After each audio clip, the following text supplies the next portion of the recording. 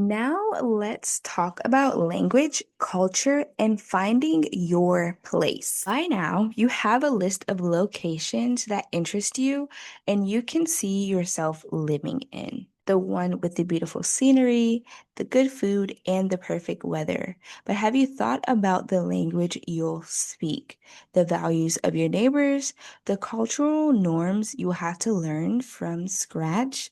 This is where the dream meets reality, and this is where you'll either sink or swim.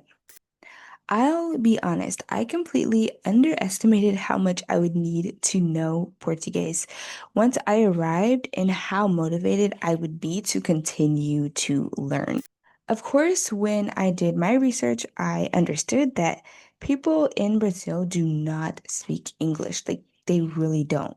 But in my mind, I figured, hey, I've learned other languages to comprehension, not to complete fluency, but to comprehension. So this should not be hard, and I will be my teacher, right? This isn't a high school teacher or middle school teacher. I'm going to be the teacher. So whenever I'm in charge of the project, I always have 158% confidence that I'll be able to figure things out. But of course, I do over overshoot my shot a lot of the times, okay? So I started learning Portuguese with pre-ply using two language teachers who lived in Brazil 2 months before arriving. And this process was very easy. I heard about pre-ply through YouTube. I got on there. I found two teachers that I really enjoyed. One I would practice with my daughter. So she was kind of giving me a very, very slow introduction to the language. As you can tell, I'm a person that likes to go fast. So I really loved her as a teacher, but also, my 8-year-old may not have needed to be the priority for the coursework and things like that, but she was, so that was very slow. And then my other teacher, it was just me and her one-on-one. And the two lessons that we had were very, very, very, very, very helpful. Once arriving, I ended up going to a capoeira retreat, and that lasted for about a week. And I had missed so many classes for language. I just messaged both of them like, hey, I'm doing a lot right now. And also, I'm about to travel to another city called Marau.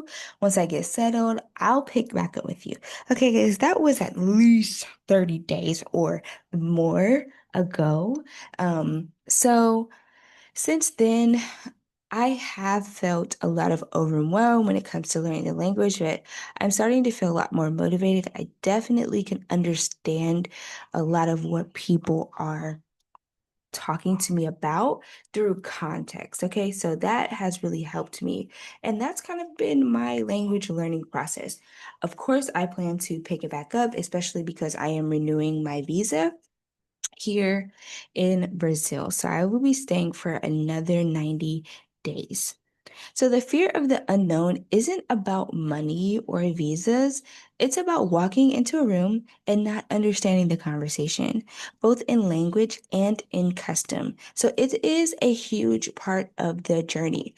Yes, I moved to the middle of nowhere because I wanted silence and to have some alone time. Even for me, a person who is extremely introverted as an extrovert, sometimes I just want to talk to people, right? Sometimes I just want to go out and party and like interact and have deep conversations with people. And I don't have that. I just really don't have that here. But I do have a phone, so I can pick it up and call people whenever I really truly want to talk. So you want to highly consider the language that you're going to be stepping into and consider whether you're a person that is very social. Do you need that? Okay.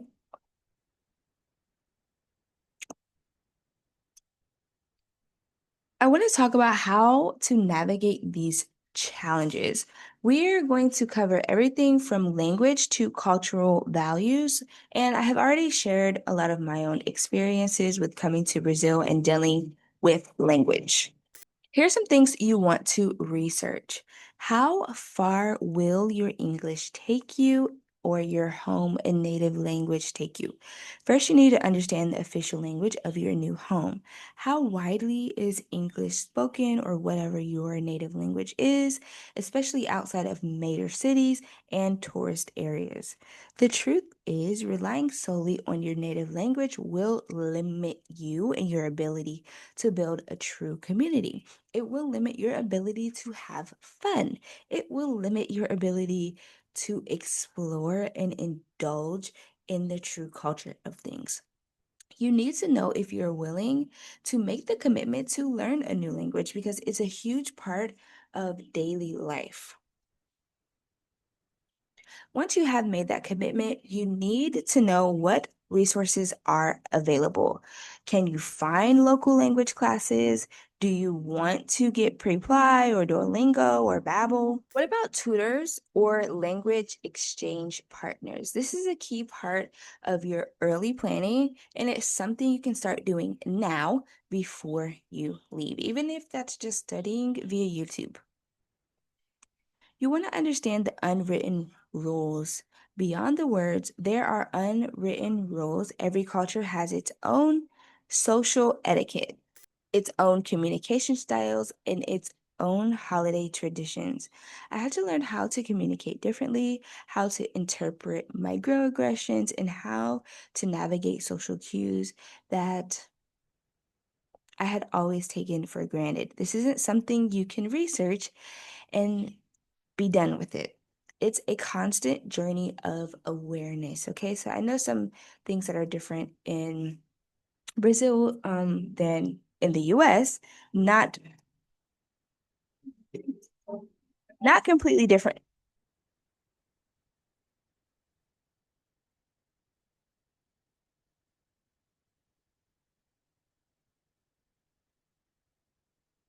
Not completely different by my standards, because as a Black woman, you're taught to greet people.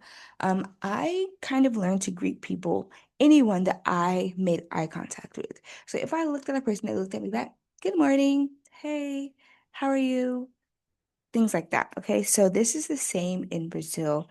You'll kind of know that a person is a foreigner if they don't speak. Okay, and I have had a person kind of be irritated with me when I walked into a store and I just immediately started asking her questions. She's like, "Hi, how are you?" Blah, blah, blah, blah, blah. And I'm like, "Girl, I need allergy medicine." But there are different things, there are different unwritten rules. You want to understand the values and the beliefs of the culture that you are getting ready to walk into. This is the deepest part of the journey. How well do your personal values and beliefs align with the dominant culture? What are their views on family, work, and community? For me, I had to find a new balance between my old hustle culture of being an American and the more laid back pace of life here in Brazil, in Salvador, in Mataru. This is about finding your place in a world without losing yourself. I know for me, the goal has always been to settle down, to find more relaxation, to enjoy myself and my life a lot more with being aware, in my body, aware. So it hasn't been very, very hard, but I have had to learn some things like, okay, a lot of the stores, you don't know when they're going to open and close. They're all different. People are just doing their own thing. I'm currently in Marau, which is a village. It's a very small neighborhood on a peninsula, okay? It's still in the state of Bahia, though. So once you've done your research, you want to find the right tools for your next steps, okay? You can start with language apps and cultural guides. They are great for building a foundation. Also, watching documentaries and vlogs from people who have actually lived in your target country. Pay attention to how people interact with others, how they communicate, and what their day-to-day life looks like. The best place to get real, unfiltered information is from expat forums and communities. You can find them on Facebook, Reddit, all sorts of places. Ask honest questions and listen to their honest answers. Don't just ask about the good stuff, ask about the things that were hard, the things that were unexpected. This will give you a more balanced perspective and a heads up. Like you'll be able to know if you can deal with certain things or not. The truth is, understanding and embracing local language and culture is key to integration. And because you're not vacationing, you do want to integrate, you do want to assimilate if you are staying for long periods of time. It is how you move from being a visitor to being a part of the community. This is how you build a legacy that is not just tied to one place, but about a life lived with courage, intention, and authenticity. If you're ready to make this leap and you want a roadmap for both the particular and the emotional journey, join Solutions to Moving Abroad. It is a course literally made for you. We walk through every step of this process so you don't have to navigate it alone. The course launches October 4th, and seats are limited because we want to keep that one-on-one feel, and the link is in the description. So, see you on the other side.